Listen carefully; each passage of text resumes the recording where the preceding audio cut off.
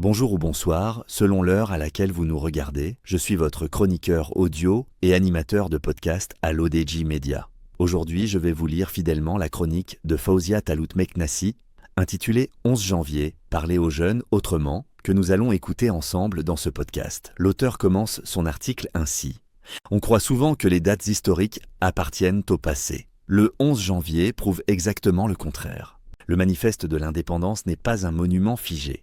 Encore moins un rituel annuel vidé de sens. Il est un texte d'audace, un texte de jeunes, un texte écrit par une génération conduite par feu Allal El-Fassi, qui refusait l'immobilisme et assumait le risque de l'engagement. C'est cette vérité-là que M. Nizar Baraka, secrétaire général du parti de l'Istiklal, a rappelé lors du meeting du 11 janvier 2025. Il l'a fait avec force et insistance, en replaçant le manifeste dans sa dimension politique, morale et générationnelle. M. Nizar Baraka a également, et à juste titre, fait référence au discours de Sa Majesté, le roi Mohamed VI, que Dieu l'assiste, notamment ceux prononcés à l'occasion de la fête du trône, de l'ouverture de la session d'automne du Parlement et du 31 octobre 2025, précisant que désormais il y a un avant et un après 31 octobre. Une date charnière qui marque une nouvelle exigence dans l'action publique et la conduite des politiques nationales. En s'adressant directement à la jeunesse, le parti de l'Istiklal a fait un choix politique clair. Ne pas parler à la place des jeunes, mais leur parler franchement. Et surtout les faire parler. Leur rappeler que le manifeste constitue un socle pour le parti. Qu'il n'est pas un héritage du passé, que l'on se contente de respecter, mais une responsabilité à assumer et un engagement à actualiser. Sous l'impulsion du secrétaire général, le message est ainsi sorti du registre commémoratif pour entrer pleinement dans celui de l'actualité. Le manifeste devient alors une véritable grille de lecture du présent. Dignité, justice sociale, souveraineté économique, égalité des chances, des mots anciens mais des urgences profondément contemporaines.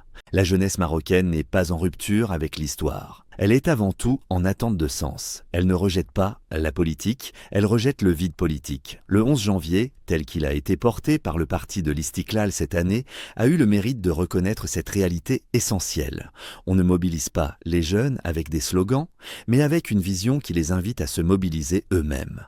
Rappeler que l'indépendance n'est pas achevée, qu'elle se prolonge dans l'emploi, l'éducation, la justice territoriale et l'accès équitable aux opportunités, c'est redonner au manifeste sa dimension réelle, celle d'un engagement permanent avec la nouvelle génération. Et c'est précisément cette génération qui, en s'en emparant, en révèle toute la modernité. Ce 11 janvier 2025, dont le meeting central s'est déroulé à Bouznika, simultanément dans les 11 autres régions du royaume et à Toulouse pour les Marocains du monde, représente en soi une véritable prouesse organisationnelle et technologique conduite par les cadres du parti. Le meeting du 11 janvier 2025 n'a pas cherché à séduire la jeunesse. Il l'a interpellée. Et plus encore, il l'a impliquée. Il n'a pas promis des raccourcis, il a proposé un cap. Il n'a pas idéalisé le passé, il l'a mis au service de l'avenir.